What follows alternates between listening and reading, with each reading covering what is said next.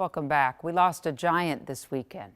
Generations of nature photographers and conservationists mourning that loss of Minnesota native Jim Brandenburg. He died at the age of 79 over the weekend after battling cancer. His career took him all over the world. He got a Lifetime Achievement Award from National Geographic, but as Kent explains, he never lost sight of his home state. Instead of trying to describe one of the most renowned nature photographers in the world. Oh, a giant. Holly Menninger says all you have to do is walk around the Bell Museum in St. Paul, where that giant casts a long shadow. Hello, I'm Jim Brandenburg.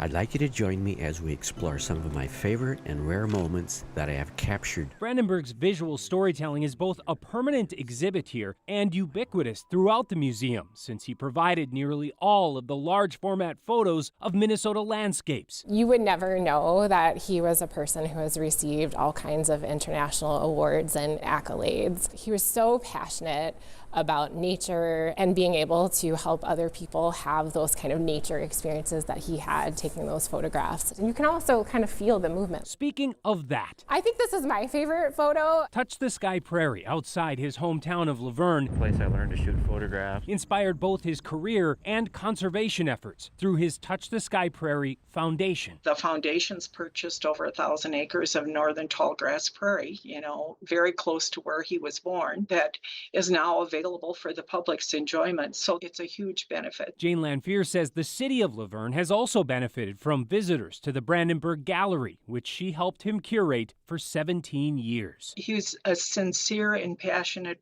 person, not just for nature, but for people. She says the story behind this photo reveals that passion. He was out hiking Touch the Sky Prairie, and he found a fringe prairie orchid there for the first time.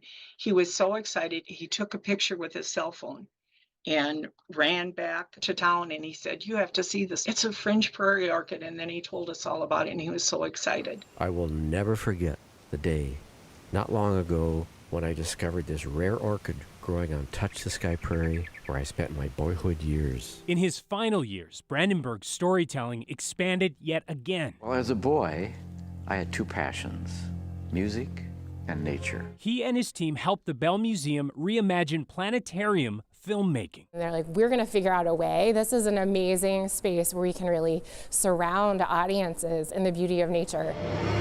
Let's figure out how to make it work. Secrets from a Forest was such a success, Holly says it led to his final project, which will focus the spotlight back on Minnesota when it debuts next year. Jim has traveled all over the world and photographed natural places all over the world. And when you talk to him, he would say one of the things that most Minnesotans don't realize is how special we have it here. Amazing diversity of life. And it's all right here, and it's all within reach. Holly says Jim's final film project will focus on each of Minnesota's seasons, and that work continues with the debut set for fall of next year. In the meantime, Secrets of the Forest will return to the Bell Museum for a limited time from April 18th to April 20th. Jana. Looks like Jim's going to just live forever through those exhibits. He certainly will. Those images, I mean, Yeah. forget it. You can't even write a story. Just look at them. Right. I feel like I took a sound bath in nature. Thank you so much, Kent, and thank you, Jim.